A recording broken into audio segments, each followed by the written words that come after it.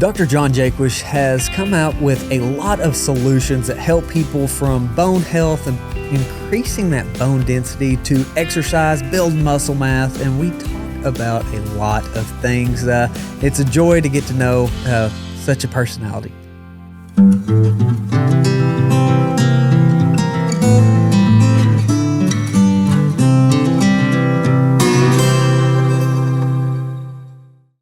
Dr. John Jaquish, thank you so much for taking the time to jump on here and visit. You're somebody that I've followed for a long time. I think I've got all your products, read all your books. I think I've got it on Audible and the paperback. And so just love what you're doing. But if you don't care, as we start in, give a little bit of that intro and what is biomedical engineering that you have a PhD in?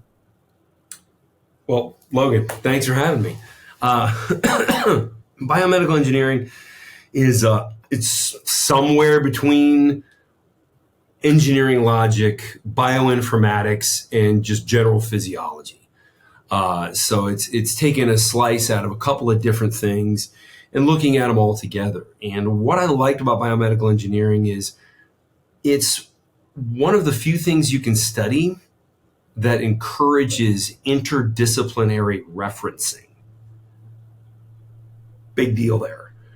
Because, unfortunately, modern medicine tends to look at the human body like it's an automobile. Like, if there's a problem with the carburetor, you can replace the carburetor or fix the carburetor. When there's a problem with the heart,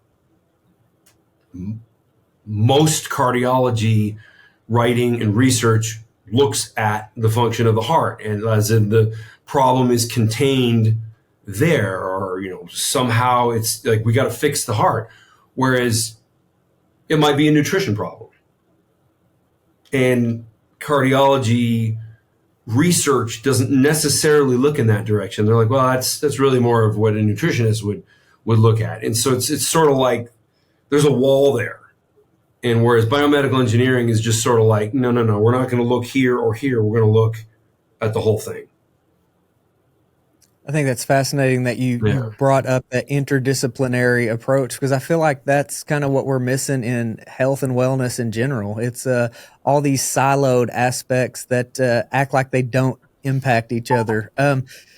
So one of your, I guess, foundational things for being known for is the creation of OsteoStrong and diving into bones and bone formation and trying to overcome osteoporosis. So can you go into a little bit about what that was like dealing with a problem? Because something I definitely appreciate from you is you go for the solution and then you take advantage of the entrepreneurial opportunities. And you've done a good job about providing practical things people can do. Like, here's a solution. I'm not just trying to sell you stuff. So go into that a little bit if you don't care on the OsteoStrong, what you've done there. I've got a buddy that actually has one of your franchises here in Little Rock. And what bone is in the context of what we're told and what you believe it is or know it is. Well, many things that are called diseases of aging are really diseases of deconditioning. And anything that becomes deconditioned can also become reconditioned. So the entire bone health industry, almost for the most part, was purely pharmaceutical. And so there was the bisphosphonate classification of drugs, and then there's bone anabolics, which have some pretty significant side effects and really are only used in the really end stages of life if it's necessary, as in the bone anabolics have some associations with bone cancer. So it's like if they're going to give you that, it's probably because even if you get bone cancer, something else is going to take you out before that does. So like you're in bad shape if you get a prescription for teriparatide or something like that. And that's just sort of the standard of care. But when I looked at that industry and the fact that it's a disease of deconditioning, like, well, why wouldn't we have a physical medicine approach? Why wouldn't we trigger the body to fix itself? Like, little kids don't have trouble building bone density. They do a very good job of it.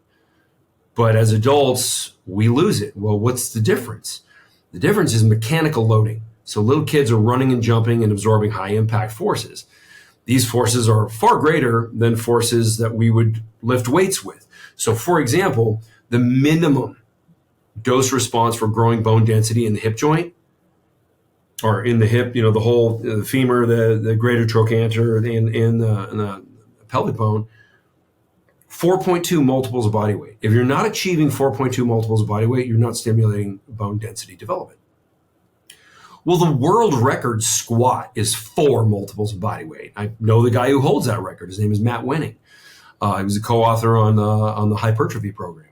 So, like absolute mutant human being, like strongest guy ever, even he doesn't get to the minimum dose response for triggering bone growth. So does weightlifting do anything for bone growth?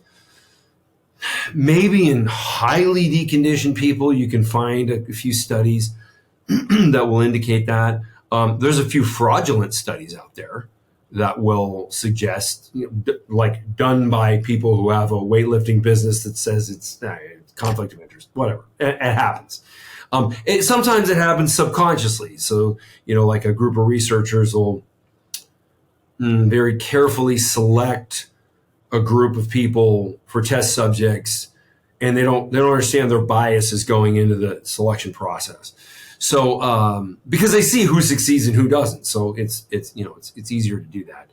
But there's one particular study I'm thinking of that showed like weightlifting was good and the way I was approaching it was bad, but then they said they also had fractures. So it's like, okay, if you didn't have results, that means you didn't load the body, but then you caused a fracture. So you can't have it both ways. If you caused a fracture, you would have seen incredible growth. Like, so, I mean, they just lied. So like that's the whole thing with bone is the amount of force going through the bone mass. So if you think if I could just take my humerus bone out of my body and it's right here in front of us, what we want is end-to-end compression. And as the bone compresses, all of the little walls inside a bone, it looks like a honeycomb, they become distorted and then they bounce back into position. Well, that's an irritant to what's called the bone matrix. So that calls for more minerals to be absorbed into the bone recalcifies and becomes more powerful. That's been well understood since the 1800s. This is, in fact, they call it the laws of mechanotransduction. Not a lot of things in medicine are called a law, but this is.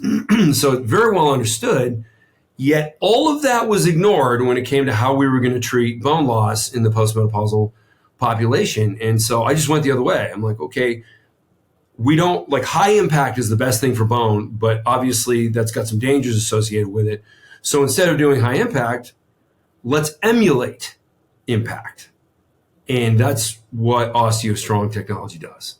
So it gets you in the position. So let's say, I don't know how many people are listening versus watching this, but I'm putting my hands out in front of me, 120-degree angle from upper to lower arm, back of the hand in line with the clavicle. I can either produce or absorb the most amount of force right here. So that's how you would naturally absorb high impact forces. So we have these devices that isolate those positions. You can self-create force. So it's very safe. So it's sort of like, by squeezing a fist, can I break my own finger? No. Neural inhibitory process keeps you from doing that. But we can have somebody self-administer this loading.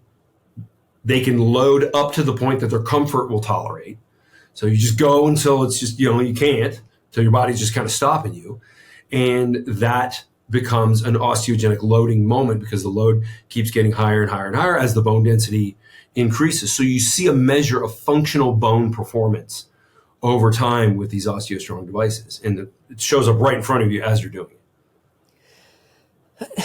Help me understand this whole body of work. I mentioned talking to Dr. Eric Novak earlier before we started recording, and so in these conversations with the work of Robert O'Becker, right, and the body electric, and trying to understand that bone is piezoelectric, and that bone regenerates based off of a DC current.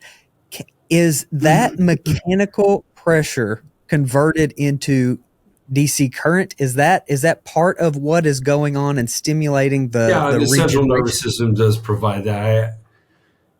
I kind of avoid that talk track that's very chiropractic focused. So like you use the term piezoelectric to a orthopedic surgeon, they'll just roll their eyes.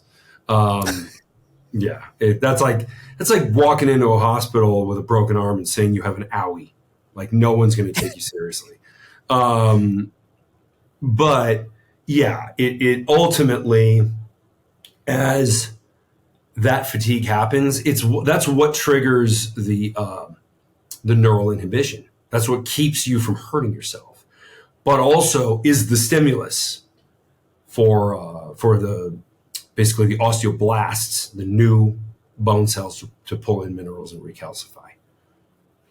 And so we've got bone. I think a lot of people think of bone as mostly calcium, right? We've been subject to all the dairy commercials and stuff. It's calcium, but that complex is, I mean, it's collagen, it's multiple minerals, and so it's mostly protein. It's mostly protein. Okay. Can you, I want to go into that, right? I want to go into this protein topic because I think we've got such a misconception on what protein is. I think we look at the nutrition labels and we think that protein is energy, and that's not what's going on. So do you care to break down how the body uses protein? There's about 20 different ways I could do that. Probably 18 of them. Professor Bart Kay, good friend of mine, will fly from New Zealand and attempt to kick my ass because it's like, I'm going to have to make it simple. I'm going to have to oversimplify it, and oversimplification is another word for wrong. So, like, people want their health advice condensed into a meme. And those of you who don't know what a meme is, it's usually a silly picture with a sentence fragment that gets passed around on the internet. And the human body is so complicated. I would say most people who are experts on the human body still don't know half of what's going on in the human body. Science just haven't fully documented. In fact, there's a group of researchers that I've been talking to in Greece that have identified 23 different muscular growth factors that we don't even have a name for yet.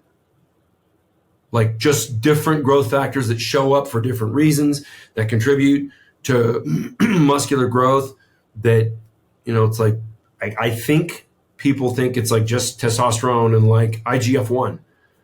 Now, there's all kinds of metabolites that cause different things. And some of the things we know they're there, but we don't know what they cause.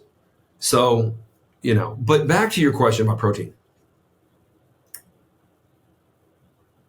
We know if you don't have the right amount of protein, you lose bone density a lot faster. In fact, vegans and vegetarians, highly damaging to bone density. There was a meta-analysis, 20 out of 20 studies showed that the more vegetables that you consume, the worse your bone density is going to be. So why is this? It's because our body needs protein to retain the minerals. I mean, ultimately, what is bone when it dries out and all the living tissue dies and sort of decays? It's like a big mineral deposit. But what's keeping it there? What's keeping it functioning? What's pulling the mineral in? Like, the calcium doesn't just form into a bone by itself. The protein's got to make that happen. And it done so, and as I mentioned, osteoblastic function is the assimilation of the minerals intrastructure. So when we eat protein, right, it's getting broken into amino acids and we don't have any idea how many different things, right? And because proteins are used in enzymes and all kinds of functions. Like it's the structure, on and on, right? How does this relate to metabolism? Okay, so how have you seen the connection of protein and metabolism, whether positive, negative, if we are deficient in protein and aminos? What is the connection of protein and metabolism in the way that you look at Well, all when this? Because I want to set this you up say for our metabolism of what? Metabolism of protein? mitochondrial metabolism. Say it again? Mitochondrial metabolism. How many hours we got? Brother, this is all Yeah, about I you. mean, it's like this. Yeah, I mean, we. I want this to set us up for the talk on the dry fasting, because I think it's really important to understand that it's connected, right? Like I'm just trying to get that foundation there on the mitochondria. The protein matters a whole lot, and to set it up for why dry fasting is something we're going to talk about. With optimizing mitochondrial function, and by the way, that's another thing that I think is barely understood. And I don't mean mitochondrial function, I mean optimal mitochondrial function. Like we know what the mitochondria does, it's really what gives us energy. And also, more optimized function means feeling, looking, almost being younger longer. So that sort of is a way to look at cellular aging based on how that mitochondria is functioning. And when looking at proteins and fats, and by the way, carbohydrates play no role at all, with the exception of muscle glycogen. But of course, that can be made up from gluconeogenesis. So, I think a lot of people sometimes they're like, well, I need ATP, so I should eat this candy bar. Like, no, wrong. Not at all like that. And I also, I want to keep it useful in my explanation. So, getting the right protein, getting the right quality of protein too. Like vegetable sources of protein, just trash.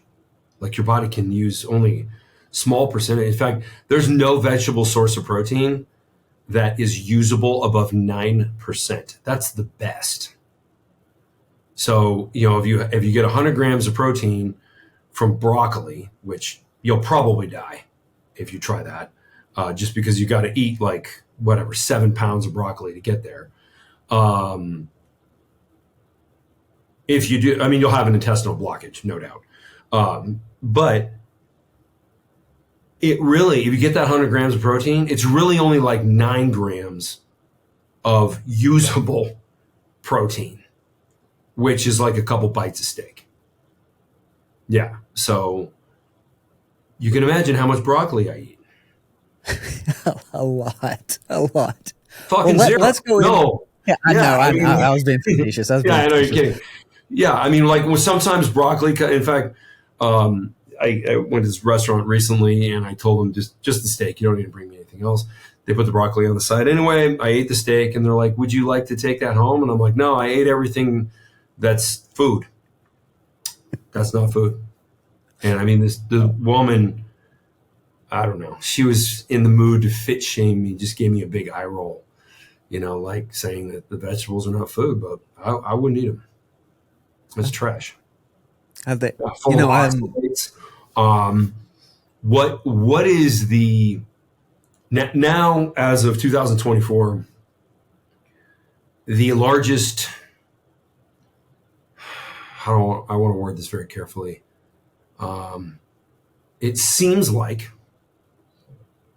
the largest contributor to calcification in arteries and veins and in coronary valves, calcification, that's what brings you to a cardiac event at some point, is oxalates. So the toxic materials found in all plants, with the exception of fruit. Fruit has another problem, but we'll get to that later. The oxalates that almost all plants have really contribute to arterial inflammation, and that arterial inflammation tends to result in deposits of calcium where you don't want deposits of calcium in your arteries and in your cardiovascular system. So, well, I mean, obviously something's wrong, right? Like we're just getting sicker. We're getting worse as society. And that's a big part of what the podcast is about, is like going into and diving into these different topics and trying to tie up loose ends, whether it's, maybe like the end of Da Vinci Code, right? Where you can start seeing some things connect. But on the topic of mitochondria, because in my estimation and everything that I look through, again, it's the cancer lens. It's how can I attempt as a country boy in Arkansas to understand these complex topics, right? I need some memes, right? I need to get in there and understand as simple as possible, and then we can elaborate. But through chronic disease, it seems to be mitochondrial dysfunction at a minimum, right? And so replacing, and I really think a lot of that dysfunction, in my opinion, it's a combination of toxicities and deficiencies, and that's nutrient, but it's also environmental, it's light, it's toxins, it's on and on and on, right? Something that appears to be a really good mitochondrial booster to increase mitophagy is the dry fasting, but that sounds terrifying, right? Because we've all heard about how damaging dehydration is and all these things. So when I've seen you discuss it, I wanted your take. I want to understand dry fasting. Okay. You're right. People are just terrified. People are terrified of the fasting subject. I meet people all the time that are like, oh, if I skip a meal, like I might die. And, you're looking at them and they're overweight. Usually it's not in shape people that say this. It's usually, and I mean, it's been demonstrated the human body can go, if there's enough body fat there, you can go months with no food. You can just live off your body fat. You might not be happy about it, but it's a physiological process. Like body fat's being stored and it must be used somehow. So what's that somehow? It's used when you have no food left in your system. So with rare exception, now like we can show somebody on being fed via IV, like a glucose and saline drip that somebody has, like let's say they're in the hospital, they can lose body fat even though they're not in a fasted state. Other than that, you got to be in a fasted state to be using your body fat. So there's, again, rare exception, but for the most part, when your body's not digesting food, it must use body fat for fuel. But when you follow marketing and you think stupid things that you've been told that are wrong, like breakfast is the most important meal of the day. It's not. It's actually of zero importance. The idea that you need 3 meals a day. And my favorite is when I come across somebody who's like a wannabe bodybuilder and they're like, I eat every 2 hours. Oh, so you never give your digestive tract a rest unless you're sleeping. Okay, so you're probably not even absorbing the nutrients you're consuming. Because it's like you got to show the body scarcity before it can optimize efficiency, like any other organism. I mean, overfeed anything and it doesn't feel well. It doesn't function well. You can overfeed your dog. Your dog will just lay on the floor with his legs up in the air, just kind of moaning. Like cats are actually smart enough not to do this. You go to overfeed your cat, at some point your cat will be like, no, I'm done. And he'll go walk away. But dogs are, I don't know if I should say dumber. Okay, dumber. They're dumber. And they'll just eat until, they have an actual health problem. But I mean, from an evolutionary standpoint, that probably makes sense because, you want to get as much as you can when you can, because who knows when you're eating next from an evolutionary standpoint. Like, you look at a wolf and it's like, if it's got some prey, it's going to eat as much as it can before it moves on, because God knows when it's going to take down another animal. So,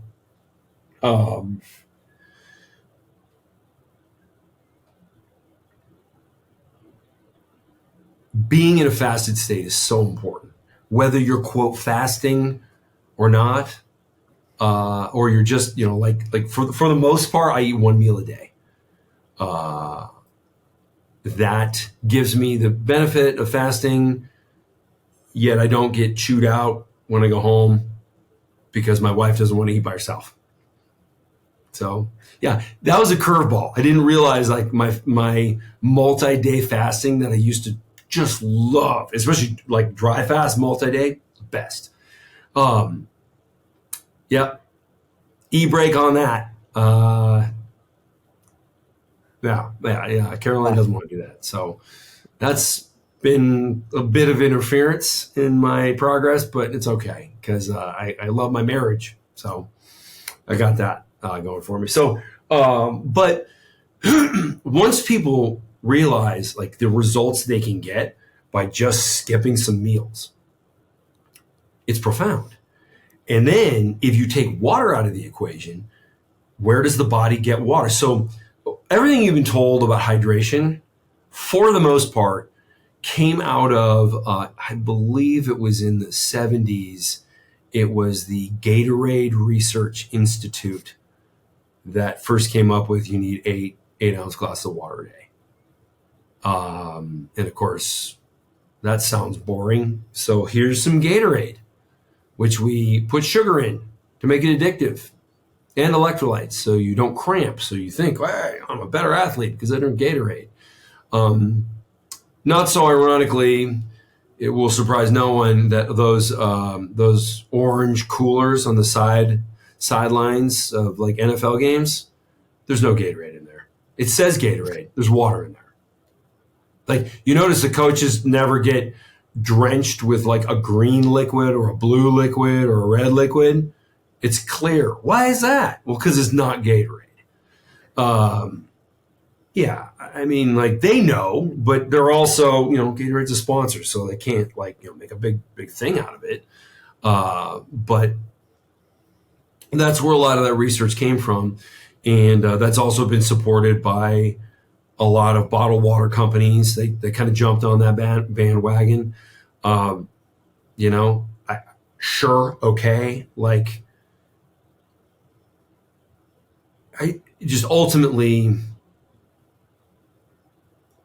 The hydration marketing is just ludicrous.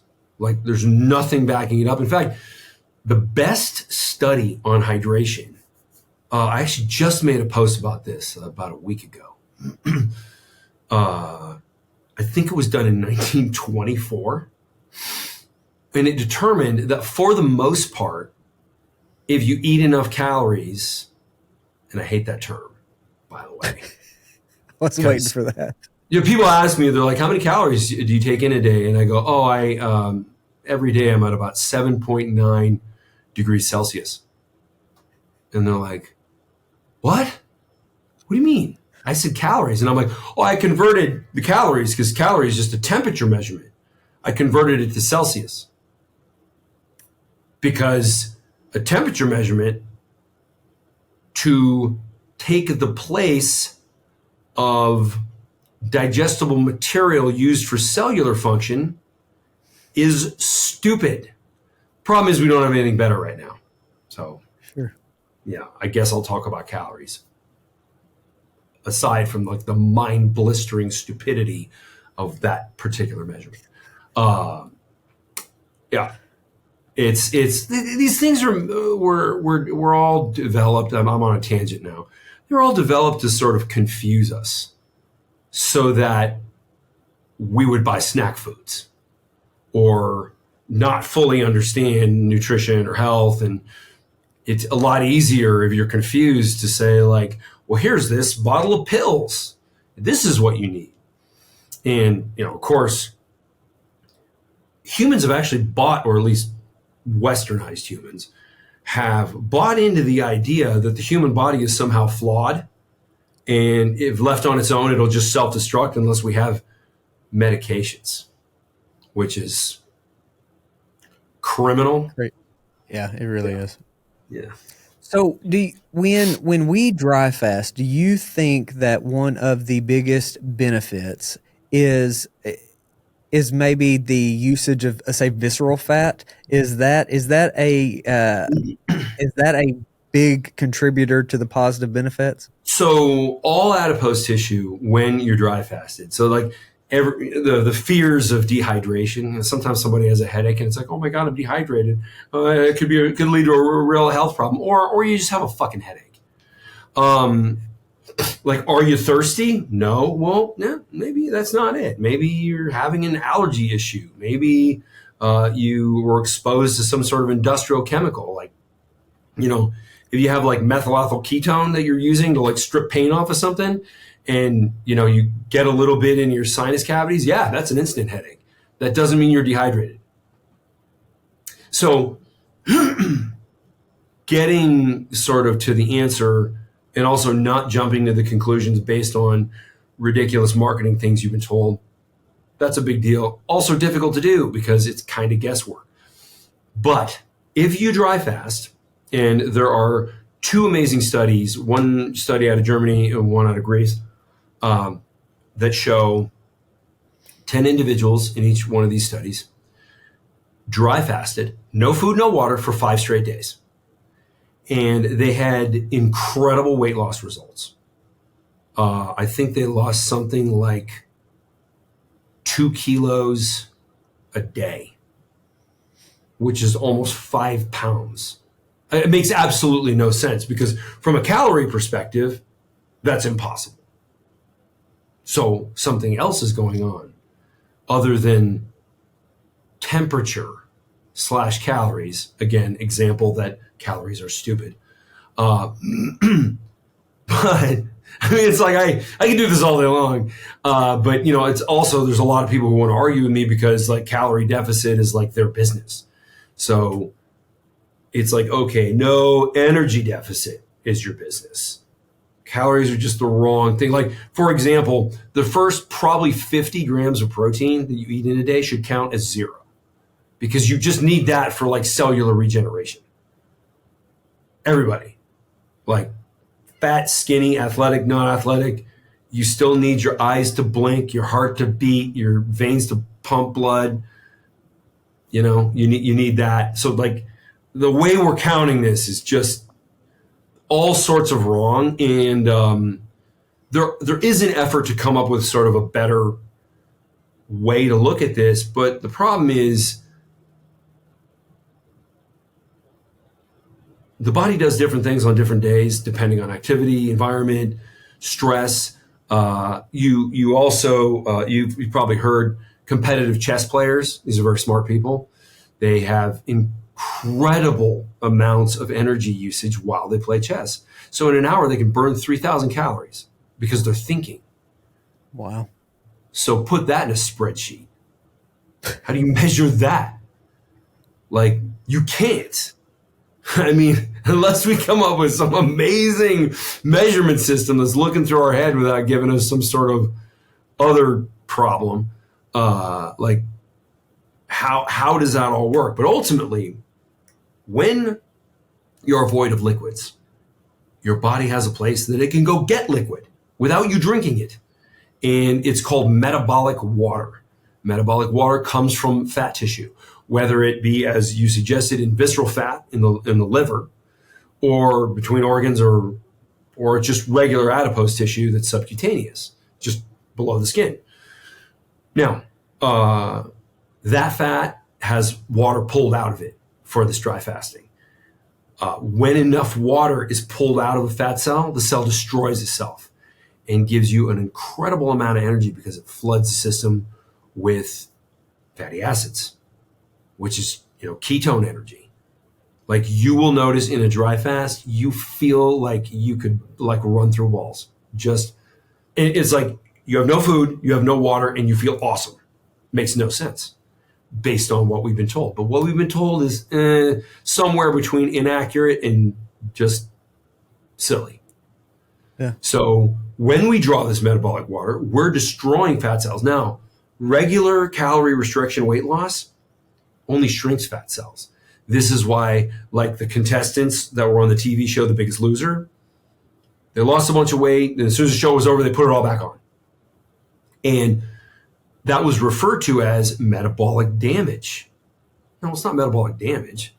They just have cells that as soon as they go back to their old eating habits, maybe even not eating at a huge surplus, but there's a surplus somewhere in there.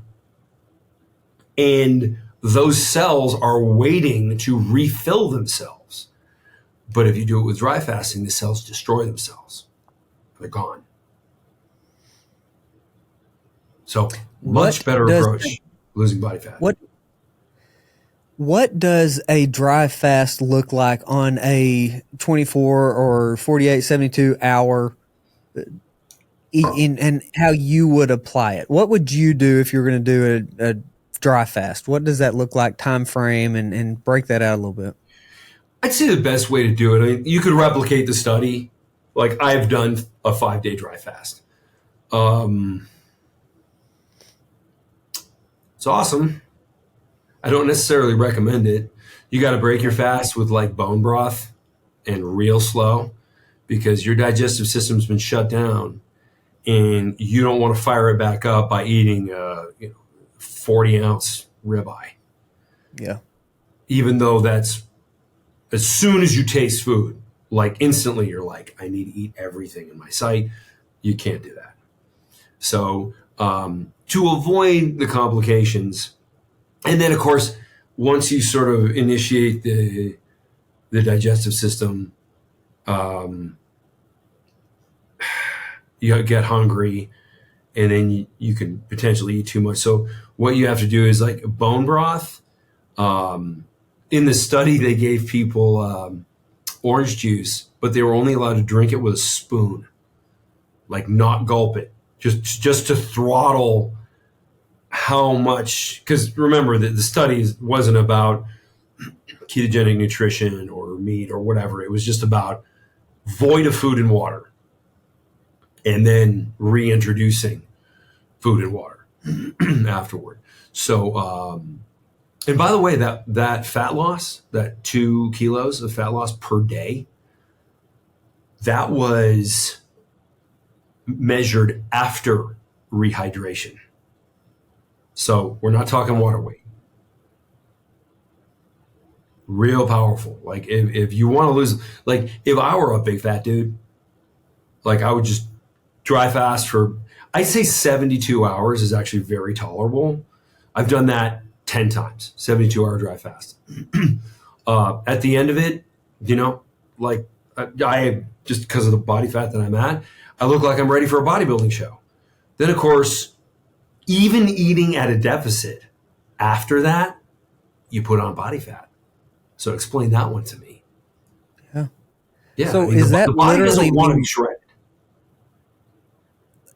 Literally means no drinking at all for 72 hours, right? In a dry fast. Do you eat with that? Do you eat when you do a dry fast, or it's completely nothing? Completely no nothing. Drink, no eat, 72 hours. Yep. Okay, fascinating. I can't believe how hard the dry fasting actually was to try. For me, I didn't think it would be an issue. And then it made me realize how much I drink, right? Like I'll drink 2 pots of coffee in a day. And that's not, and I had no idea how big of an issue that was. So all of this is kind of coming together because I think, a lot of times we don't realize that like one of the main reasons we kill plants is we overwater them. I think that's a fascinating way to look at it, Yeah. This idea that we just need to drink. And you see people walking around with these big dumb cups, like a 64-ounce cup. It's like, is your arm sore from holding that stupid thing? Like, nobody needs that. By the way, there were 2 million years where we were like hunting mammoths. Like, did everybody have their hydro flask with them so they were hydrated? No, they didn't.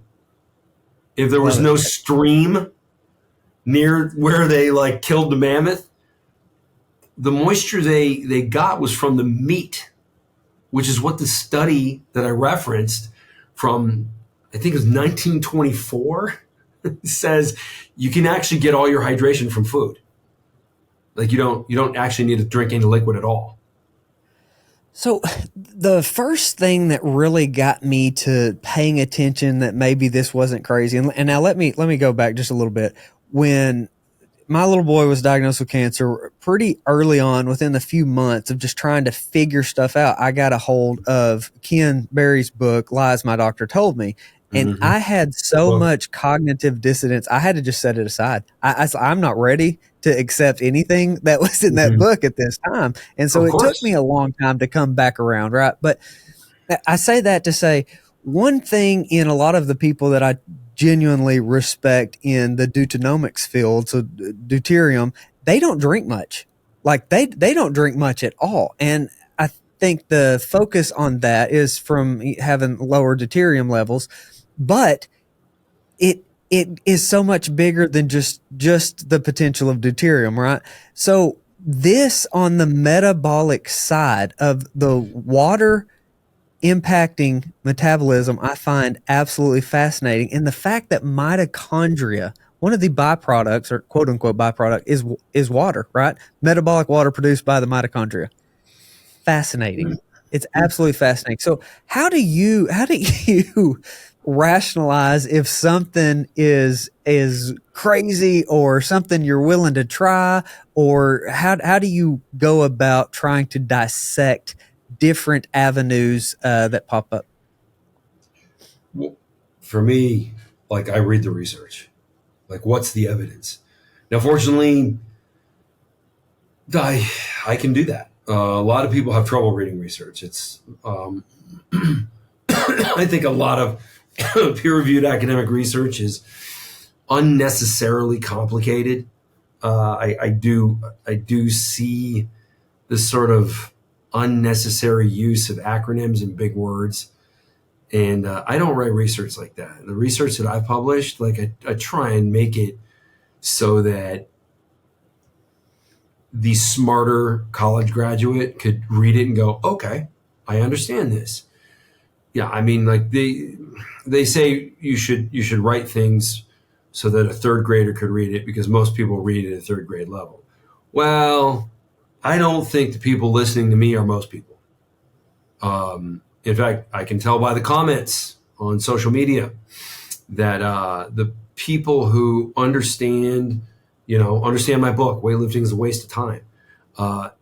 They understand it. Like if you understood the book and you like using X3, the product that basically the book talks about, only about 30 pages of the book talk about X3, and then the other 220 are really about just human physiology and the mistakes that we've made over generations, just doing stupid stuff that gives us not what we want. Looking at the big picture,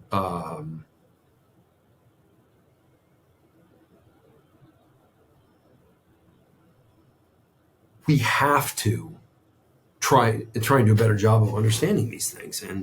And so when I come across something, when somebody says, "Oh, this thing or this supplement, it's like the greatest thing," like you need to try it, and I'm like, no, I need to read the evidence.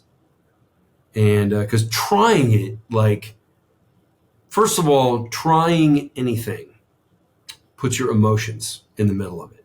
Now, because I have 99% of the supplements that I've ever come across were complete just falsehoods. Like they don't really do anything. Maybe on paper, there's a likelihood that there's a mechanism, yet when it's tested, when you do it, it's like, okay. So for me, I would imagine any supplement that I try is not going to do anything because I've already decided it's not going to do anything. So I won't do that until I look at the evidence. So once I look at the evidence, like, okay, like, how was this tested? Now, sometimes the test was so very specific, and maybe the group that was used, like, let's say they tested it on diabetics or something like that. Well, what if the mechanism really acted on people with poor insulin sensitivity? Well, that's not me.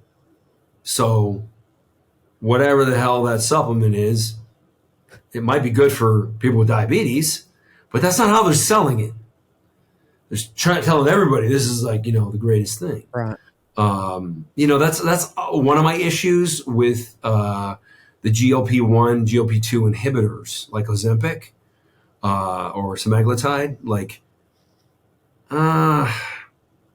if you're diabetic or if you're close, like if you just have like pre-diabetes, you just have a lousy hemoglobin A1C score, that's gonna do something. But I see people taking Ozempic who are like athletic, and they just don't want to bother with struggling with fasting or more responsible nutrition. And it's like, it's not a recreational drug. You don't just go, hey, fuck it, give me one of those. That's what you do with like a beer, not what you do with an injectable chemical that is mimicking an entire process that's being bypassed in the body. Like, not the same. Yeah, no.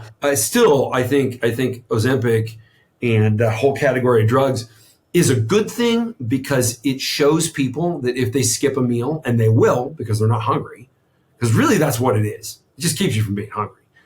If they all of a sudden find out, like I had friends that I told about intermittent fasting, and they're like, oh, yeah, these are the people who are like, I'm going to die if I skip a meal. Like, you don't know. Just because you don't die doesn't mean other people won't die. And I'm like, okay, here's 50 research studies on the subject that showed people were actually much healthier when they skipped meals, but you're too lazy to read that or try to read that. So, okay, whatever. Keep in mind, these are friends of mine. That doesn't necessarily mean they share the same interests that I do. So, I just kind of shrug my shoulders. Then they try Ozempic and they're like, dude, you're right. I skip a whole bunch of meals. I'm fine. In fact, I feel dynamite. Yeah. Once you figure that out, quit taking Ozempic and just don't eat like a fucking hippo. I mean, broccoli. Eat more broccoli. Basically, the takeaway, huh? Well, I will say, there are. Aside from the oxalate thing, what could be good about broccoli? Well, it fills you up, and it's got very few calories. I mean, you can eat. Like my wife had some broccoli the other day, and I was just kind of looking at it. What the fuck are you eating?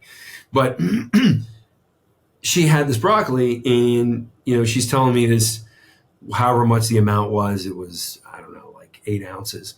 She's like, there's 1 gram of carbs. There's a few grams of fiber, which would count as carbs, but we know that it's indigestible. So why would you count that?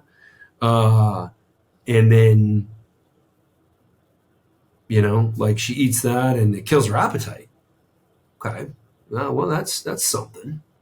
Now, aside from the oxalates and things like that, like, all right, if it keeps people, at a lower energy density, what they're taking in, if it keeps people from eating cake, then it's good. Now, she did have, right, she's pretty small woman. Like she weighs, right around. Oh boy, I better get this right. Don't even. I'm gonna save you from yourself. She's don't pretty. even guess. Okay. She's tall. she's 5'7", but pretty. She's lean. So like, if she eats like a pound of meat for dinner, that's great. And then if she wants some like broccoli, also, it's like, yeah, go for it.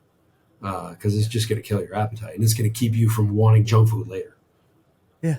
No, and Anthony Chafee, Robert Kill, Skinberry, they've all been on, and we've gone down all the different dietary aspects of meat and vegetables, and it's fascinating. I own a farmer's market in Little Rock, right, Arkansas. That is what I do. It's all about food, and produce is the bulk of it. And so again, I think it's fascinating in trying to understand all of it. Yeah. What I want your opinion on this. What I have come to believe is that the diet we should go for, right, for just general humans, is one that is local, seasonal, and natural. And by definition, that cuts out all kinds of stuff, right? And depending on the time of year, especially for us in a temperate climate or even more north and more temperate, carnivore is a winter diet for the vast majority of us if we were ancestrally eating, right? And we would go these long periods of not eating or substantial periods, which are fasting. So honestly, what I hear you say, right, is you're almost forcing it into a more ancestrally appropriate way of eating. And it just so happens to be high meat. So how would you agree or disagree with that assessment? Local, seasonal, natural?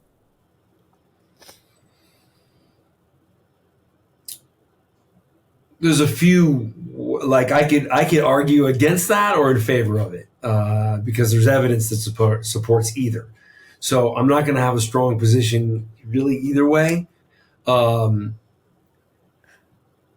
Most animals, I don't like the ancestral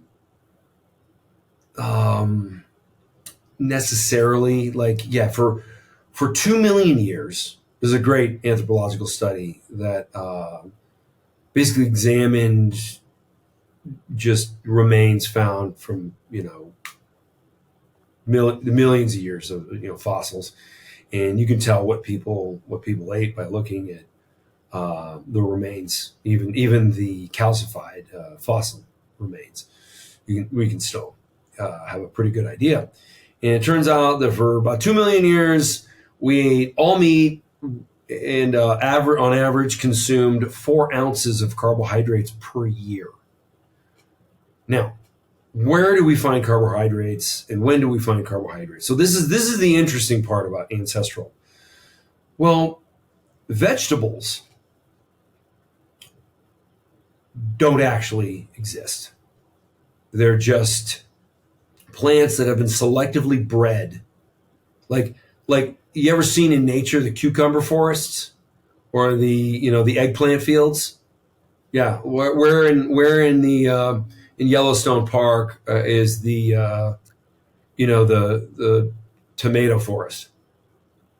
Yeah, it's like you don't find any of that stuff in nature, and it's because basically thousands of years ago, leaders, kings, decided that wow, we're having people move closer to the castle, behind the castle wall, to protect them from neighboring countries, but we can't get meat into the castle walls fast enough before it spoils to feed everybody.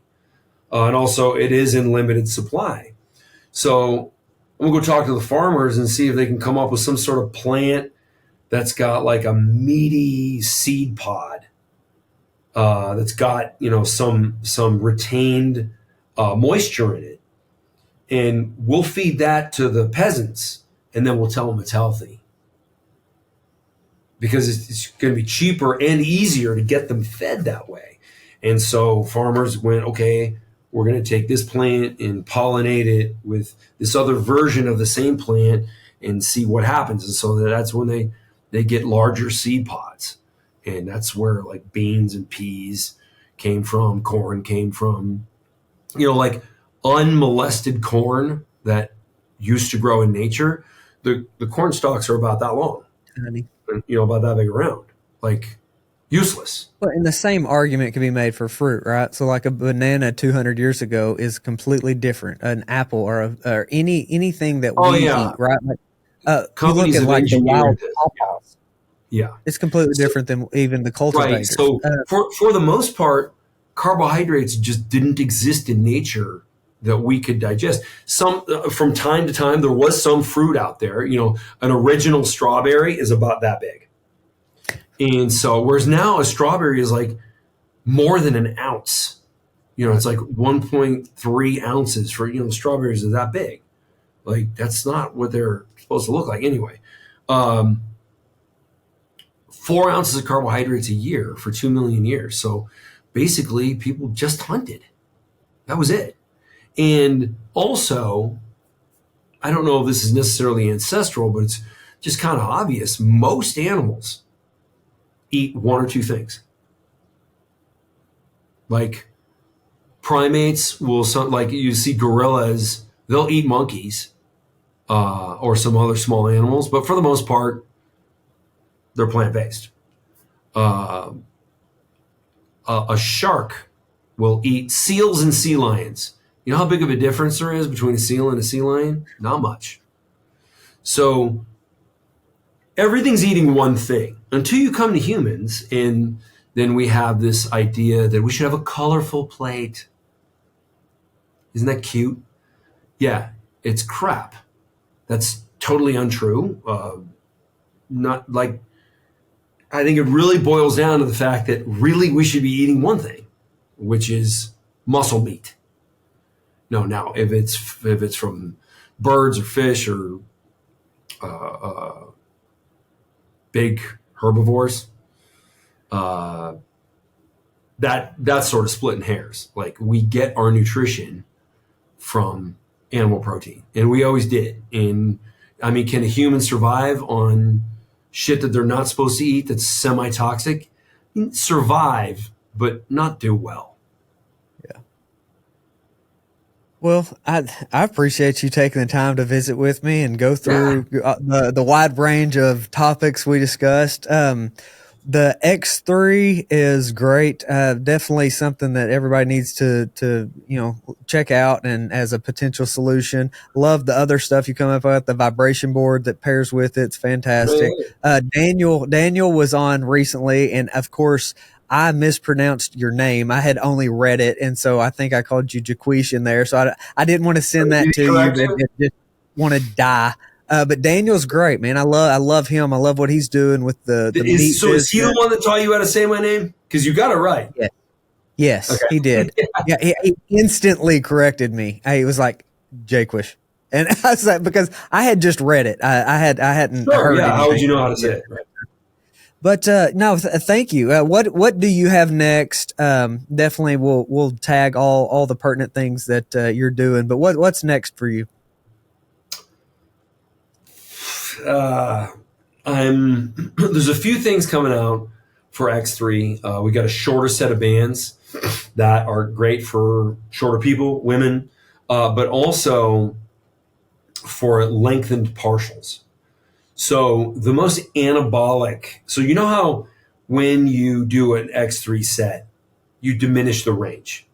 So as you go to fatigue, you're fatiguing the muscle where the muscle is longer. So like back here, my pectoral is stretched. So I say longer, and a lot of people think I mean this. No, I mean the opposite. So the stretched pectoral at the bottom of a chest press. So you do extra repetitions with a lighter weight, but you fatigue that range of motion to the most profound degree. So you're actually, instead of going to fatigue one time, which is what you do with a weight, with variable resistance, X3, you might go to fatigue between 5 and 10 different times in one set, because you're like when I'm doing a chest press, I might do 20 repetitions with 550 pounds, but then I can't get there anymore. Now I'm somewhere in between, so I might then go to fatigue at 450 pounds. Then I might go to fatigue at 400 pounds. Then I might go to fatigue at 300 pounds. So it's as you diminish the range. Well, it turns out those stretched reps are called lengthened partials. There's been a lot of research in the last 2 years on lengthened partials. They are the most anabolic, which kind of makes sense because that's where you go to fatigue anyway, when you lift a weight. So we put extra emphasis on that. I mean, basically, when I designed the programming, the extra emphasis on the stretch range of motion was just like, let's make sure we cover all our bases. We're fatiguing everything. But when I say everything from a variable resistance standpoint, that everything is way bigger than the everything when you're lifting a regular weight, because your capability dramatically changes even by fatiguing just back an inch or even a centimeter. So those repetitions, what you can do now with these shorter bands is like you can do a deadlift, which engages, because the band's 35 inches instead of 41 inches. So when you do a deadlift, you double that band over. The bar is 3 inches off the ground when the engagement starts. So much more of a stretch of the hamstrings and spinal erectors and trapezius muscles, because you're reaching down much further. And then as you're coming up, you're exposing a much higher load, because it's a shorter band, to the lengthened range of motion. Now, this is not something you would do that would maximize strength necessarily, but it's a much lower load on the cardiovascular system. And the more big and muscular you are, the more cardio becomes a bottleneck to your success. Sort of like you see a guy with huge legs, big quads, and he runs up a flight of stairs and he's gasping for air. And some idiot will say, oh, you don't have much cardiovascular endurance. Well, the reason the idiot says that is because they think the ability to run is somehow linked to the heart.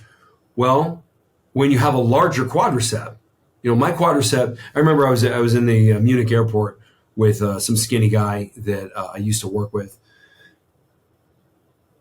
And the Munich airport is like the land of stairs. Like you're running up and down the stairs when you're changing planes I think it's Munich. I'm questioning. I might be thinking of Frankfurt, but no, it's Munich.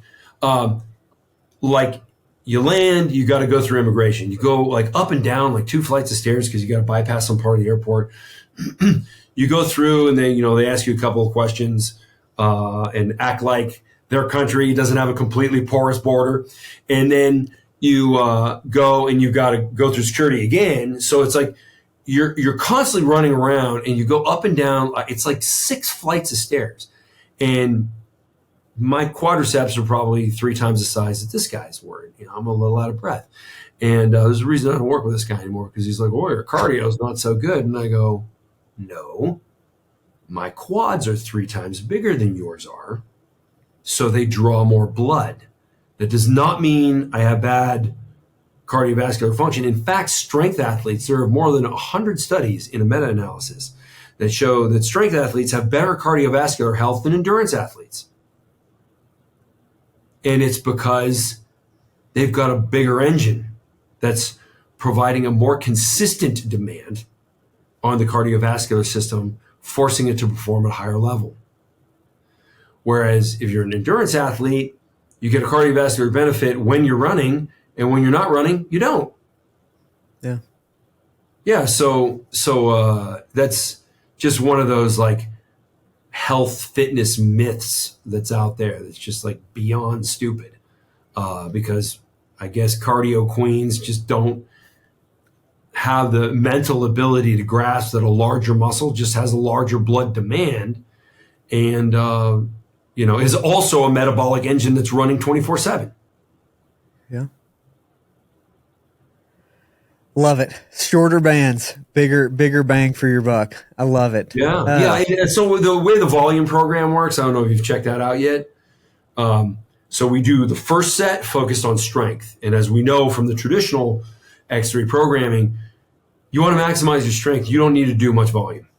Like you need to go to absolute fatigue with the heaviest weight possible, maybe just 1 or 2 times per week per muscle group. But then the rest of the sets we focus on, like especially for like lower extremities, quads, and hamstrings, you can do lengthened partials only. So I could get a short band. In fact, I'm set up to do it like right now. Like after we get off this, I'm going to do 5 sets or 4 sets because I did my record-breaking one earlier, which is standard deadlift. I'm going to do 5 sets, a deadlift and squats, but lengthened partials only. So just the short repetitions in the stretched range of motion, and I'm using the shorter bands to accomplish this because it gives me more tension where the muscle's stretched. I love how you go in for the minimum effective dose. How do you get the biggest benefit from doing targeted? So again, my friend, thank you for the time. Thank you for sharing your story and all your thoughts on this. And I appreciate you. Thank you for joining us in the Sowing Prosperity mission. If you like this content, like and subscribe, share with your friends. Be sure to check out sowingprosperity.com. Sign up for the email. We've got so much more work to do.